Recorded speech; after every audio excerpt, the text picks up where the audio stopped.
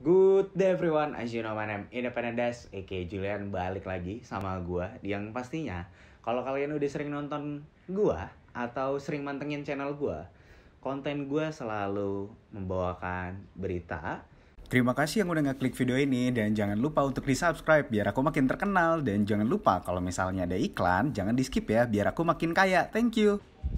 Good day everyone, as you know my name Independent Dash, aka Julian balik lagi sama gua. Yang pastinya kalau kalian udah sering nonton gua atau sering mantengin channel gua, konten gua selalu membawakan berita. Tapi gue bukan news anchor karena gue cuma mereact berita, dan gue berharap orang-orang jadi sadar bahwa berita-berita yang di blow up sama media itu kadang masih ada yang ditutup-tutupin, dan ini gue akan membagikan dengan point of view gue juga. Dan masih sehubungan dengan COVID-19 atau coronavirus yang lagi bertebaran di luar, gue akan ngebawain berita tentang corona juga sih sebenarnya. Tapi semoga kalian gak bosan ya, karena menonton YouTube gue tiba-tiba ngedrop ya, gue nggak tahu gara-gara apa, tapi it doesn't matter, gue tetap bikin konten, oke? Yang pertama ini adalah dari Tribun News. Akhirnya kita balik lagi ke tribunnews.com nih ya, dimana ini sebenarnya favorit gue. Tribun News itu kadang-kadang gue nggak tahu kenapa ya, ketika wabah corona Tribun News tuh jadi media yang benar dibandingkan media yang aneh-aneh. Karena biasanya Tribun News itu biasanya selalu mengclickbaitkan sesuatu hal dan untuk menarik dibaca. Tapi ketika wabah corona, dia tuh nggak sama sekali kayak gitu. Makanya yang kayak, wow, Tribun News apakah kamu sudah taubat? Gitu kan. Nah, yang pertama, yang kayak tadi gue udah bilang, ini dari tribunnews.com. Tapi ini beritanya bukan berasal dari Indonesia ya. Ini dari United States of America. Ini dari Amerika. Masih bersangkutan dengan virus corona pastinya.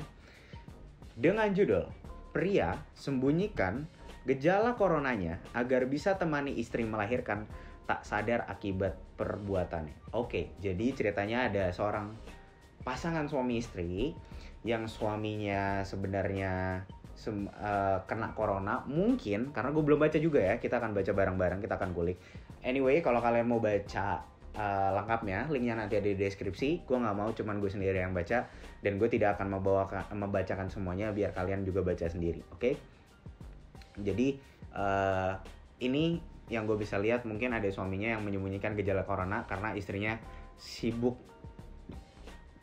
dengan kehamilannya dan dia mau melahirkan. Jadi mungkin dia udah kena corona ya, mungkin.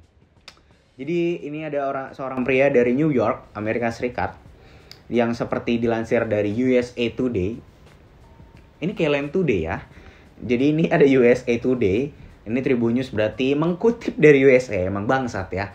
Kalau nggak clickbait, mengkutip berita orang ya.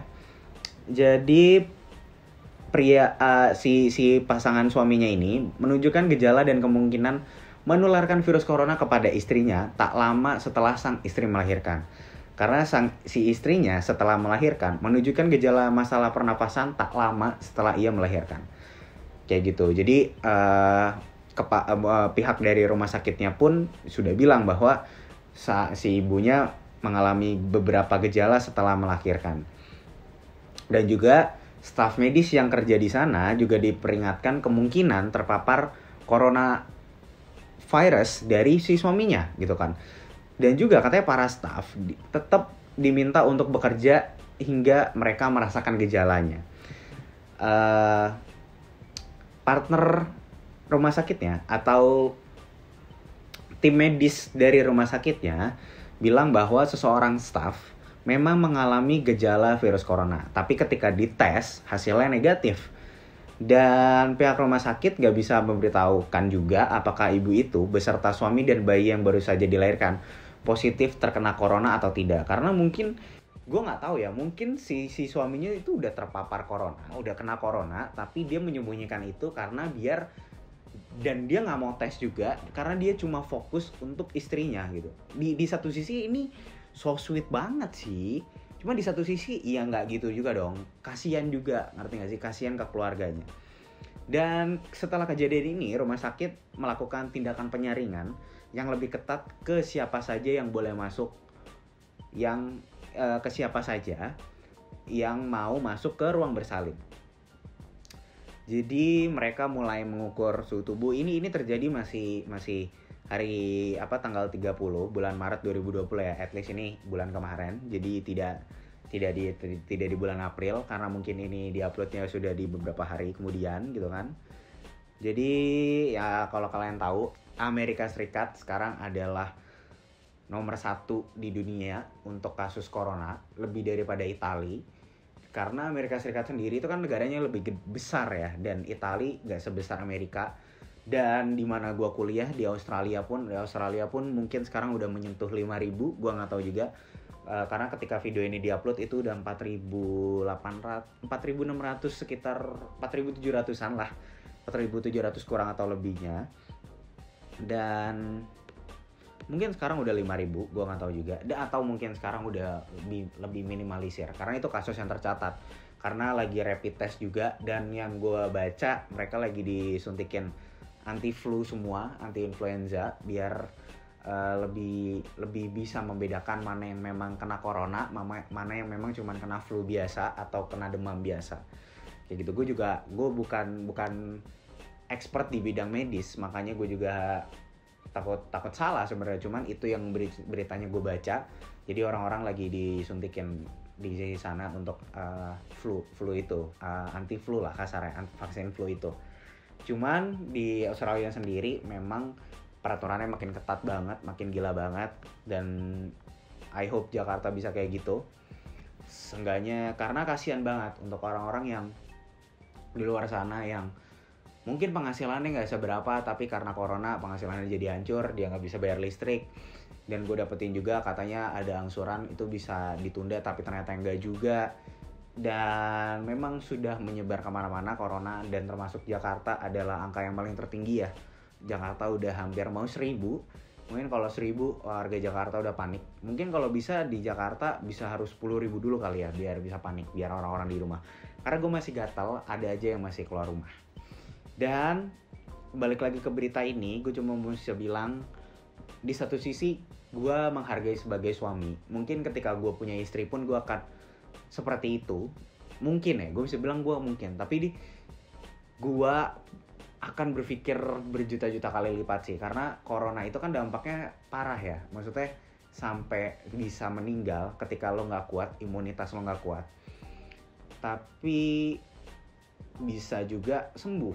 Nah makanya itu bisa dibalik lagi ketika lo memilih sesuatu hal.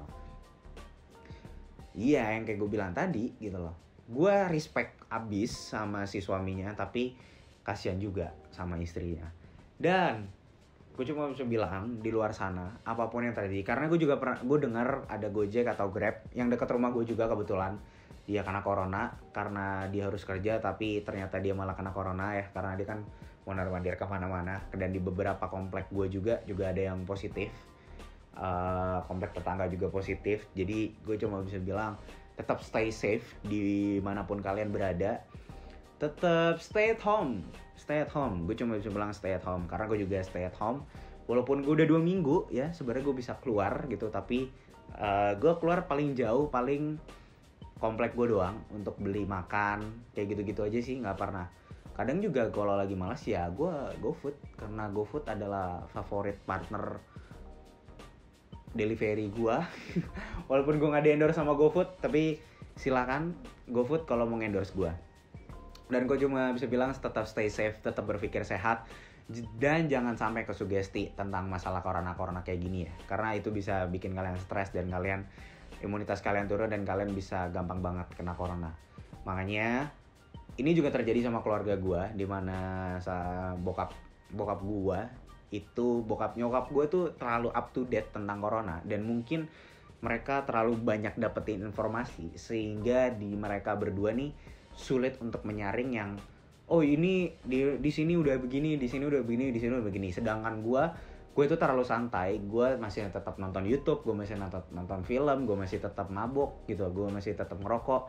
Dan sekalipun gue sempat ngebandel juga, gue ke Jakarta juga, walaupun gue berasa kuat, gue sehat ya, gue juga harus tetap ngejaga itu juga. Maksud gue kayak tetap cuci tangan, tetap membersihkan badan. Dan gue pengen rutin olahraga lagi, karena gue itu sebenarnya masuk dalam ODP atau orang dalam pengawasan, karena gue baru balik dari Australia. Walaupun udah 2 minggu lebih, tapi gue tetap dalam pengawasan, karena ketika gue kena, semua di trace. Gue udah pernah kemana aja, orangnya siapa aja yang gue temuin, dan gue kontak fisik sama siapa aja. Takutnya mereka juga positif corona. Makanya gue bisa bilang, siapapun kalian yang di rumah, tetap stay safe. Kalau bisa olahraga, makan yang cukup, dan tidur. Kalau bisa pola hidupnya dibikin lebih sehat aja. Jangan kayak gue. Kalau gue ini udah jam 12 malam dan gue masih tetap syuting YouTube gitu lah, untuk tetap bikin konten gitu ya. Makanya buat siapapun tetap stay safe di luar sana. And segitu aja dari gue. That is all. See you later.